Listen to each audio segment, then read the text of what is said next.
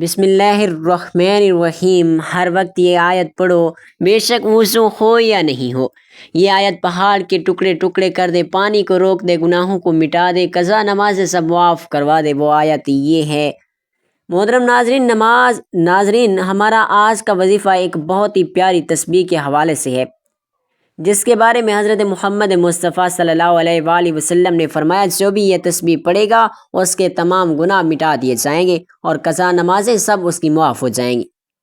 یہ تسبیح پہاڑ کے ٹکڑے ٹکڑے کر دیتی ہے، پانی کو بھی روک دیتی ہے، گناہوں کو بھی مٹا دیتی ہے اور فیصلے اس کے حق میں ہوں گے، کیونکہ یہ ایسی تسبیح ہے کہ جس کے پڑھنے سے اللہ تعالیٰ اس شخص سے بہت خوش ہوتا ہے، اس سے بہت راضی ہوتا ہے، اس کی التجا کو سنتا ہے، اس کی مانگی گئی دعاؤں کو قبول کرتا ہے، اس کی دعاؤں پر کن فرما دیتا ہے اور اس کی خواہشات کی تکمیل ہونے لگتی ہے، اس کو کسی چیز کی کمی نہیں رہتی۔ اس تسبیح کو پڑھنے والا سب دل سے اور یقین کامل کے ساتھ اس کو پڑھتا ہے تو غیب سے آواز آتی ہے کہ مانگ، تجھے سب دیا جائے گا۔ تو اس پیاری اور عظیم تسبیح کے بارے میں جاننے کے لیے گزارش ہے کہ اس ویڈیو کو آخر تک لازمی دیکھے گا۔ ناظرین، اکثر زندگی میں ایسے وقت آتے ہیں جب ہر طرف سے دروازے بند محسوس ہوتے ہیں، فیصلے انسان کے حق میں نہیں ہوتے، اپنے بھی مخالف ہوتے ہیں، دشمن طاقتور لگتے ہیں اور ہر انسان چاہتا ہے کہ کوئی راستہ نکلے، کوئی سہارا ملے، کوئی ایسی چیز ہو جو اس کے حق میں فیصلہ کر دے، اس کے دشمنوں کو مغلوب کر دے اور اسے کامیابی عطا کرے، اس کی تمام قضا نمازیں معاف ہو جائیں، اس کے تمام گناہ مٹ جائیں۔ تو دین اسلام میں ہر مشکل کا حل قرآن مجید کے اندر موجود ہے۔ یہ اللہ کا کلام ہے، اس میں وہ طاقت ہے جو ہر ناممکن ممکن کر سکتی ہے۔ حضرت محمد مصطفیٰ صلی اللہ علیہ وآلہ وسلم نے فرمایا کہ قرآن پاک کی ایک ایسی آیت ہے، جو بھی اسے پڑھے گا اللہ تعالیٰ اس کے حق میں فیصلہ فرمائے گا۔ اس تسبیح کو پڑھنے سے انسان کی زندگی میں برکت، سکون، فتح اور آسانی پیدا کرتی ہے۔ جب کوئی مشکل درپیش ہو، کوئی مقدمہ یا فیصلہ انسان کے حق میں نہ ہو، حالات اس کے مخالف ہوں، تو اس تسبیح کو یقین اور اخلاص کے ساتھ پڑھنا اللہ تعالیٰ کے فضل اور مدد کو اپنی طرف کھینچ لیتا ہے۔ یہ تسبیح پڑھنے سے پہاڑ کے ٹکڑے ٹکڑے ہو جاتے ہیں۔ یہ تسبیح گناہوں کو مٹا دیتی ہے اور انسان کی تمام قضا نمازیں سب معاف ہو جاتی ہیں۔ ناظرین، ایک عظیم تسبیح جسے ایمان اور پختہ یقین کے ساتھ اس کو پڑھنے والا کبھی خالی نہیں لوٹتا۔ صاف ہو، نیت پاک ہو اور یقین اللہ پر ہو تو تسبیح ہر بند دروازے کو کھول دیتی ہے، ہر رکاوٹ کو دور کر دیتی ہے۔ ناظرین کرام، اللہ تعالیٰ اس انسان سے محبت کرتے ہیں جو روزانہ یہ ایک تسبیح پڑھ لیتا ہے، اس کے وارے نیارے ہو جاتے ہیں، مخلوق میں اس کا سکہ چلتا ہے، لوگ اس کی راتوں کو، اس کی باتوں کو اہمیت دینے لگتے ہیں، اس کی ہاں میں ہاں اور نہ سب کی نہ ہوتی ہے، اور ایسا شخص اس دنیا میں بھی شہنشاہوں جیسی زندگی گزارتا ہے اور آخرت میں بھی اس کا ٹھکانہ جنت ہی ہے۔ یہ تسبیح چٹان کو ریزہ ریزہ کر دیتی ہے، پانی کو بھی روک دیتی ہے، آگ کو بھی بجھا دیتی ہے اور گناہوں کو بھی مٹا دیتی ہے۔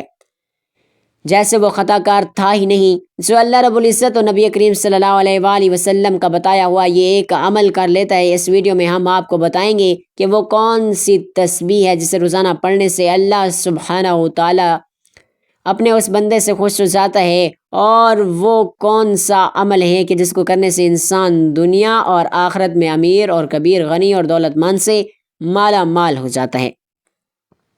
ناظرین کرام، یوں تو قرآن پاک میں نازل کی گئی ہر ایک سورت، بلکہ ہر ایک آیت، بلکہ ہر ایک لفظ ایک ایسا اللہ سبحانہ و تعالیٰ کی عظمت اور بزرگی کا اعلان کر رہا ہے، لیکن ایک ایسی مبارک تسبیح ہے جو کہ اللہ نے خاص غریبوں کو نوازنے کے لیے قرآن پاک میں نازل فرمائی ہے۔ جو بھی ہر روز اس تسبیح کو پڑھنے کا اپنا معمول بنا لیتا ہے تو اللہ پاک اس کے گناہ معاف کر دیتے ہیں اور اس کی جتنی بھی حاجتیں ہوں پوری ہو جاتی ہیں۔ چند دنوں میں وہ امیر سے امیر تر ہو جاتا ہے، لوگ اس کے اوپر برستی ہوئی دولت کی بارش کو دیکھ کر حیران ہو جاتے ہیں۔ اس تسبیح کے بارے میں بتانے سے پہلے آپ کو ایک ایسا عمل بتاتے ہیں جس کی قرآن میں بار بار تاکید فرمائی گئی ہے۔ چنانچہ اللہ تبارک و تعالیٰ نے بار بار قرآن میں اپنے نبی آخر الزماں اور آپ کے صحابہ کی اولاد تمام مومنین کو جس عمل کو بار بار کرنے کی تاکید فرمائی ہے وہ اللہ تعالیٰ کا شکر ادا کرنا ہے۔ سورۃ البقرہ میں ارشاد باری ہے، پس تم میرا ذکر کرو میں تمہیں یاد رکھوں گا اور میرا شکر ادا کرو۔ اور سورۃ الابراہیم میں فرمایا، جب تمہارے رب نے اعلان کیا کہ اگر تم شکر کرو گے تو میں تمہیں اور زیادہ دوں گا، اور اگر تم ناشکری کرو گے تو یقیناً میرا عذاب بہت زیادہ سخت ہے۔ سورۃ اللقمان میں فرمایا، ہم نے لقمان کو حکمت دی کہ اللہ کا شکر ادا کرو، اور شکر وہ کرتا ہے اور وہ اپنے ہی فائدے کے لیے کرتا ہے، اور جو کوئی ناشکری نہیں کرتا بے شک اللہ بے نیاز سب خوبیوں والا۔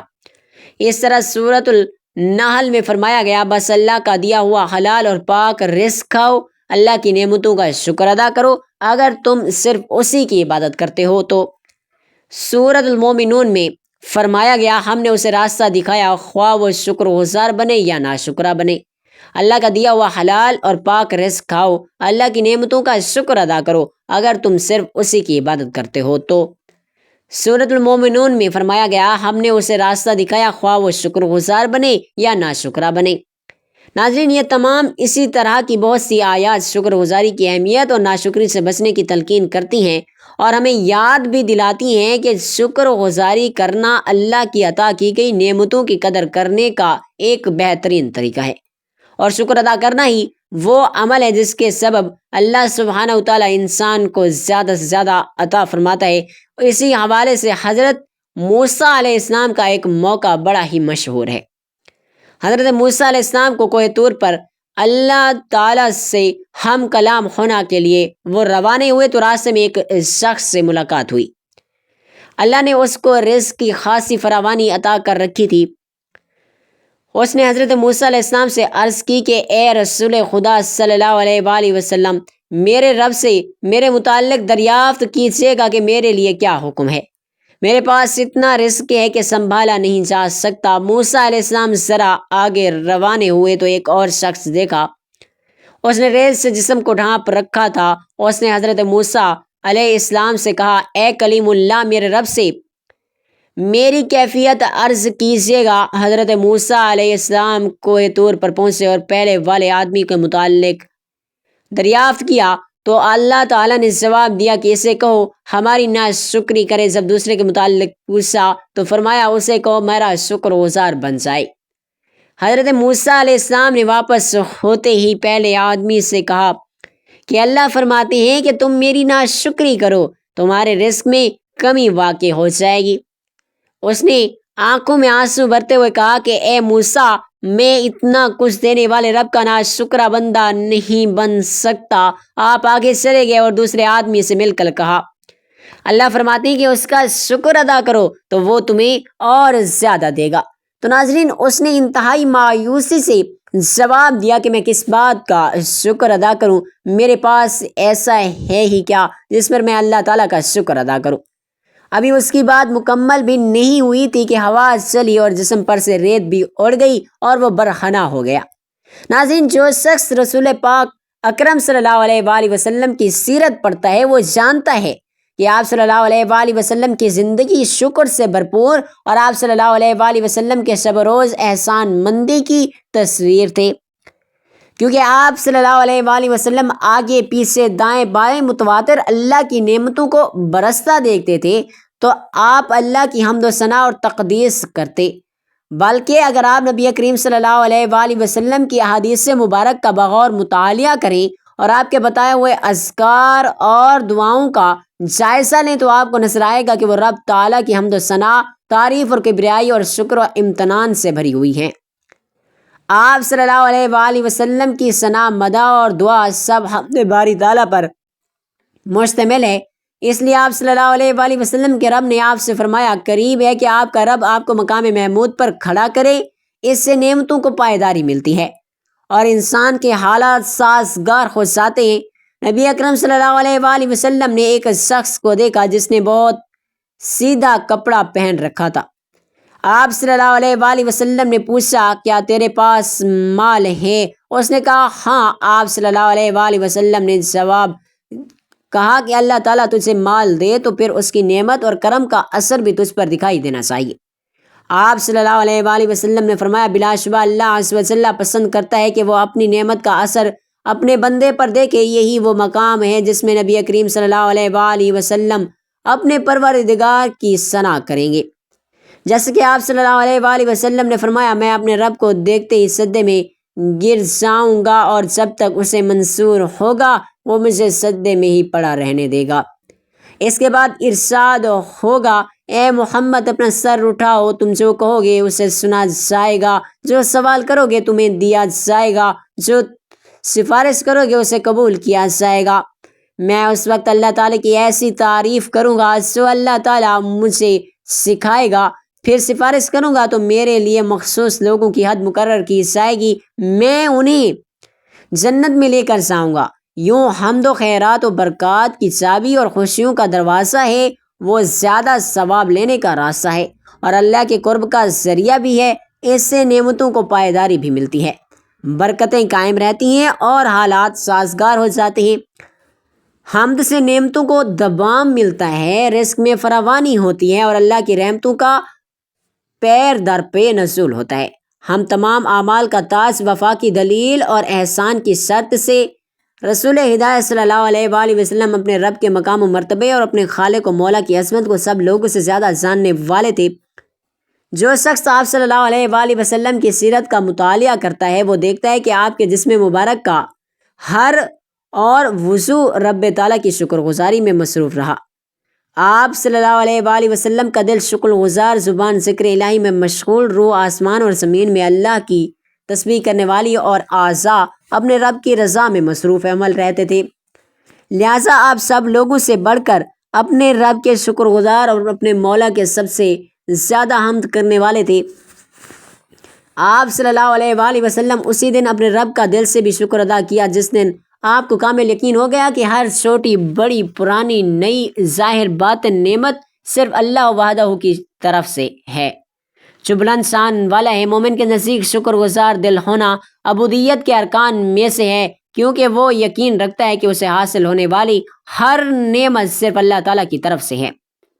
سیدنا سبحان رضی اللہ تعالیٰ عنہ سے مروی ہے نبی اکرم صلی اللہ علیہ وآلہ وسلم نے فرمایا تم میں سے ہر کوئی شکر کرنے والا دل اور ذکر کرنے والی زبان رکھے.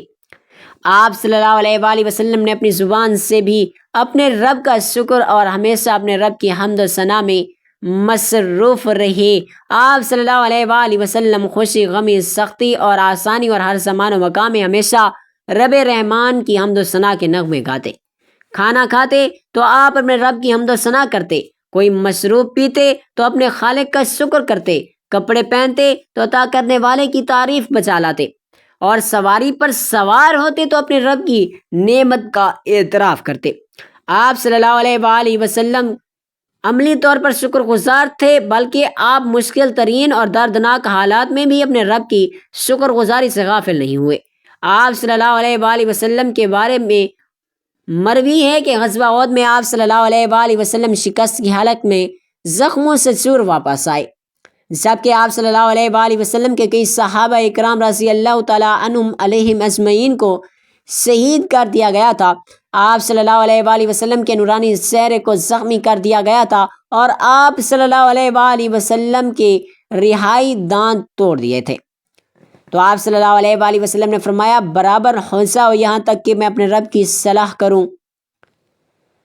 سو نبی کریم صلی اللہ علیہ وآلہ وسلم نے اپنی امت کو شکر کی نہایت لطیف اور پھر حکمت معانی سکھائے کہ مصائب پر بھی اللہ کا شکر ادا کیا کرو اور اس کی تعریف کی جائے کیونکہ یہ یقین تسلیم کا اعلیٰ درجہ اور رضا کا سب سے اونچا مقام ہے اور رضا صبر سے عرفہ ہے.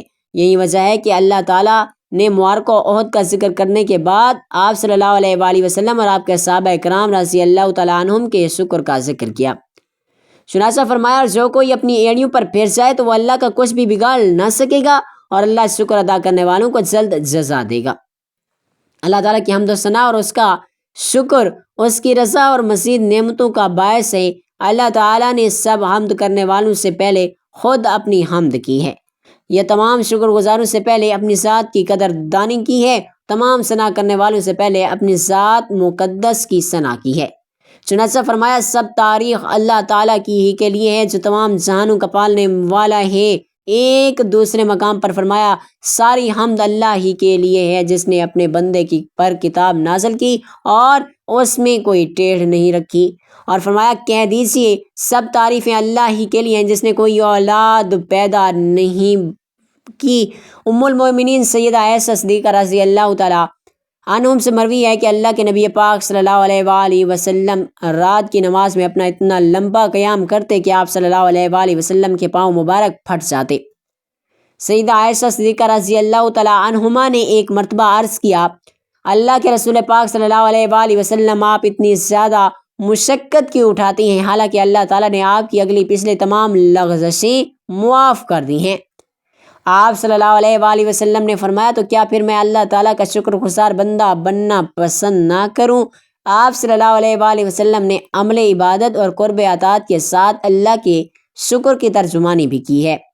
رات کے پچھلے پہر جب کہ لوگ آرام کی نیند سوئے ہوئے ہوتے ہیں، قیام کی طویل مناسبت اور رکوع و سجود کی کثرت سے آپ صلی اللہ علیہ وآلہ وسلم کا شوق تھا۔ آپ صلی اللہ علیہ وآلہ وسلم اللہ کے وعدے اللہ نے آپ کی اگلی پچھلی تمام خطائیں معاف کر دیں کہ پیش نظر عمل کو ترک نہیں کیا بلکہ اس کی وجہ سے مزید اطاعت اور باکثرت نوافل ادا کر کے خود کو عبودیت کی چوکھٹ پر ڈال دیا اور اپنی نیند اور آرام کے اوقات بھی اللہ مالک الملک کی مناجات اور شکر میں صرف کیے، کیونکہ کرم اور احسان کرنے والے کا یہ حق ہے کہ اس کا شکر ادا کیا جائے اور کثرت سے اس کی حمد و ثنا کی جائے۔ وہ اپنی تعریف کے ساتھ پاک ہے۔ آپ صلی اللہ علیہ وآلہ وسلم اپنے رب کی پے در پہ حمد کرتے اور اپنے خالق کی کثرت سے ثنا کرتے۔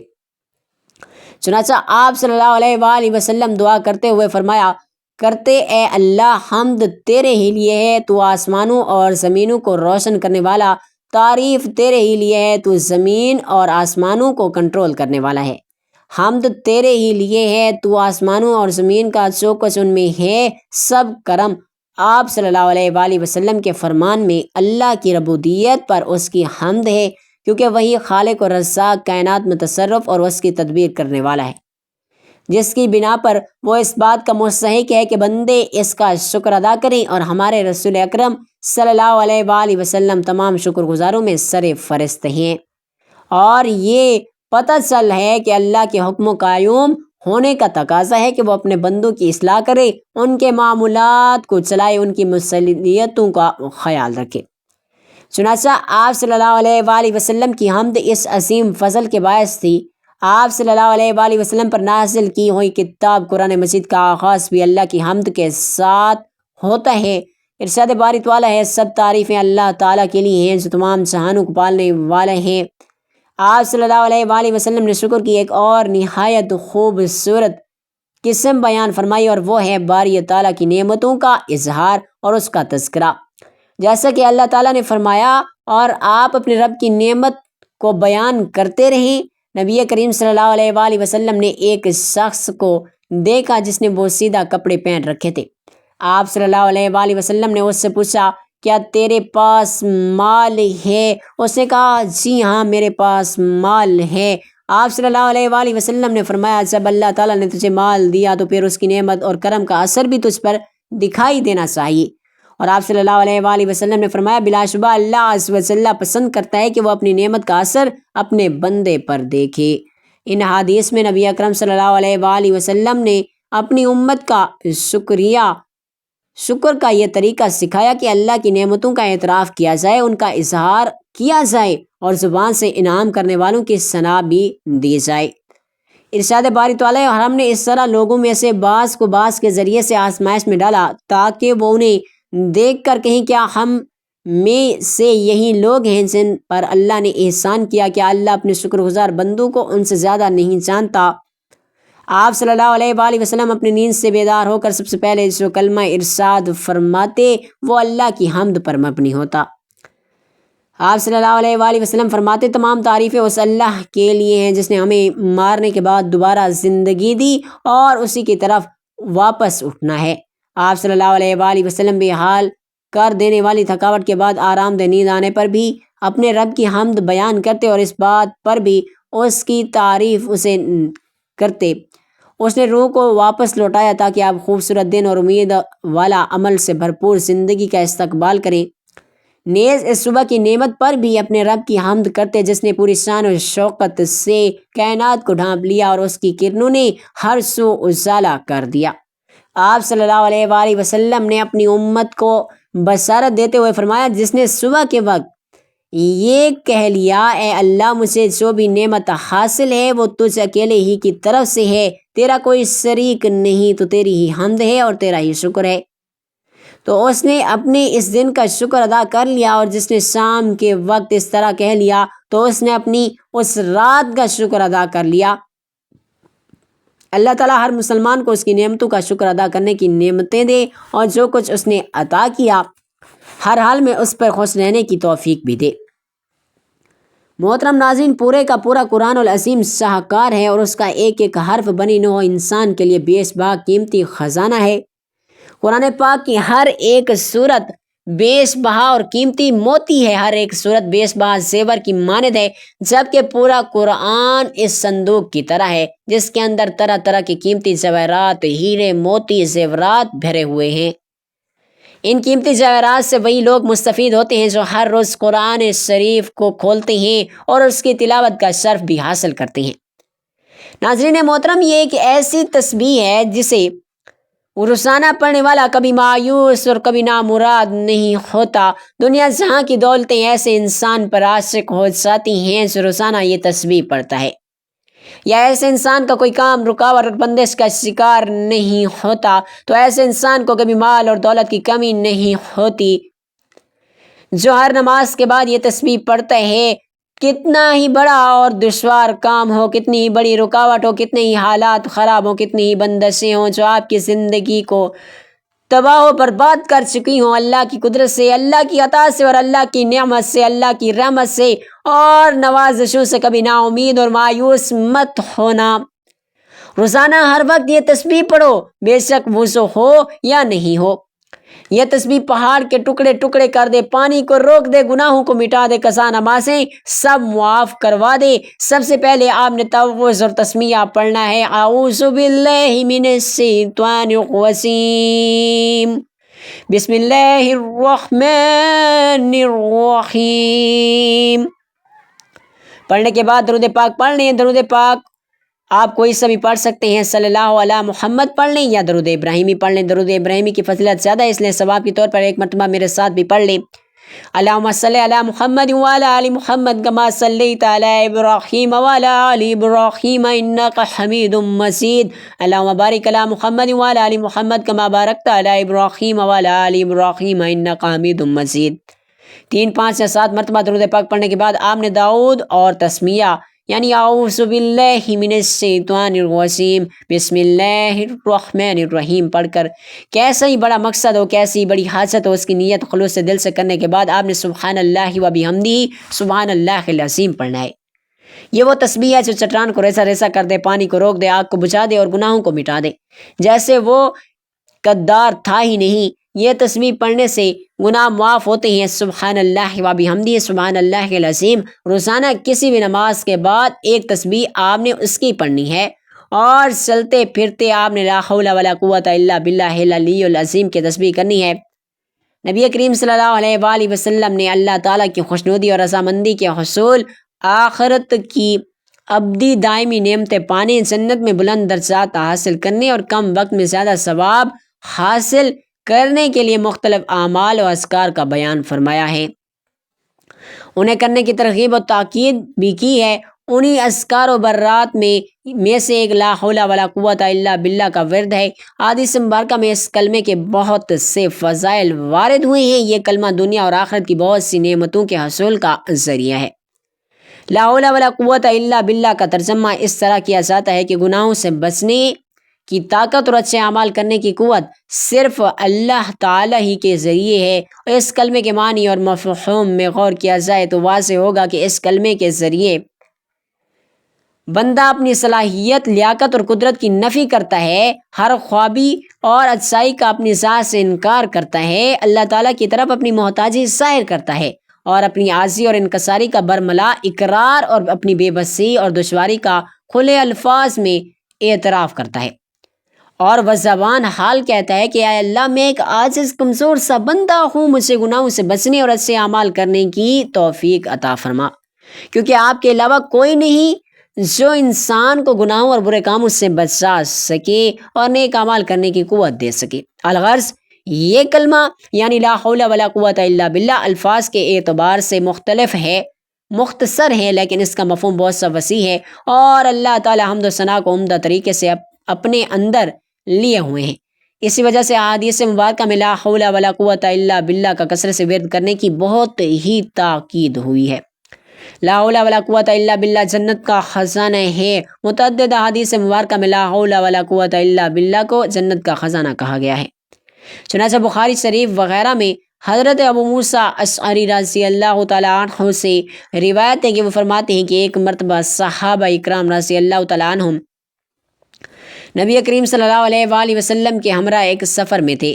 جب وہ کسی بلندی پر چڑھتے یا کسی وادی میں اترتے تو وہ باآواز بلند تکبیر کہتے۔ دیکھ کر حضور اکرم صلی اللہ علیہ وآلہ وسلم نے ان سے فرمایا، اے لوگو، آپ اپنے اوپر نرمی کرو، کیونکہ تم کسی بہرے اور غائب کو نہیں پکارتے ہو، بلکہ تم اس کو پکارتے ہو جو سننے والا دیکھنے والا ہے۔ جب حضرت ابو موسیٰ اشعری رضی اللہ تعالیٰ عنہ فرماتے ہیں کہ یہ فرمایا کہ حضور اکرم صلی اللہ علیہ وآلہ وسلم میرے پاس تشریف لائے، اس وقت میں اپنے دل میں لا حول ولا قوت الا باللہ کہہ رہا تھا، تو آپ نے حضرت ابو موسیٰ اشعری رضی اللہ تعالیٰ عنہ کا نام لے کر فرمایا، اے عبداللہ بن قیس، میں تمہیں ایسا کلمہ نہ بتاؤں جو جنت کے خزانوں میں سے ایک خزانہ ہے، لا حول ولا قوت الا باللہ۔ اس حدیث شریف میں ترغیب دی گئی ہے کہ جس طرح انسان کی کوشش اور خواہش ہوتی ہے کہ وہ زیادہ سے زیادہ خزانہ جمع کرے تاکہ دنیا میں کوئی خوشحال اور عیش و عشرت راحت سے زندگی گزارے، اس طرح انسان کو چاہیے کہ وہ اس کلمے یعنی لا حول ولا قوت الا باللہ اور اس کلمے یعنی لا حول ولا قوت الا باللہ کا کثرت سے ورد کرے تاکہ آخرت میں ابدی راحت نصیب ہو، جنت میں اعلیٰ درجات اور زیادہ نعمتوں کا حصول ہو۔ ناظرین محترم، یہ عمل ہونے کے بعد آپ اللہ کے حضور اپنے دونوں ہاتھوں کو بلند کر کے اپنے دل کے تمام حسرتیں اس کے آگے کھول کر بچا دیں۔ بے شک اللہ سبحانہ و تعالیٰ ہم سب سے بھی زیادہ ہماری حاجات کو جانتا ہے، لیکن دعا کرنا حکم بھی ہے، سنت بھی ہے، اللہ کی رضا بھی ہے۔ کہتے ہیں اللہ دعا کی توفیق انہی لوگوں کو بخشتا ہے جنہیں وہ ان کی منہ مانگی مرادیں عطا فرمانا چاہتے ہیں، ورنہ ہر کسی کو اللہ اپنے سامنے ہاتھ اٹھانے کی توفیق بھی نہیں دیتا۔ لہٰذا نہایت خشوع و خضوع کے ساتھ اللہ کی بارگاہ میں دعا اور التجا کرنے کا اپنا معمول بنا لیجیے، کبھی کسی کے سامنے ہاتھ نہیں پھیلانے پڑیں گے۔ ناظرین، اللہ پاک سے دعا ہے کہ ہمیں بہتر عمل کرنے کی توفیق عطا فرمائے، آمین یا رب العالمین۔ ناظرین، ویڈیو اچھی لگی ہو تو ویڈیو کو لائک کریں، دوستوں میں شیئر کریں، ہمارے اس معلوماتی چینل کو سبسکرائب کریں اور گھنٹی کے نشان کو دبانا نہ بھولیں۔ اللہ تعالی ہم سب کا حامی و ناصر ہو، ہمیں اپنی پیاری سی دعاؤں میں ہمیشہ یاد رکھیے گا۔ اللہ تعالیٰ آپ کو صحت والی، تندرستی والی زندگی عطا فرمائے۔ اللہ تعالیٰ آپ کا حامی و ناصر ہو۔ جزاک اللہ۔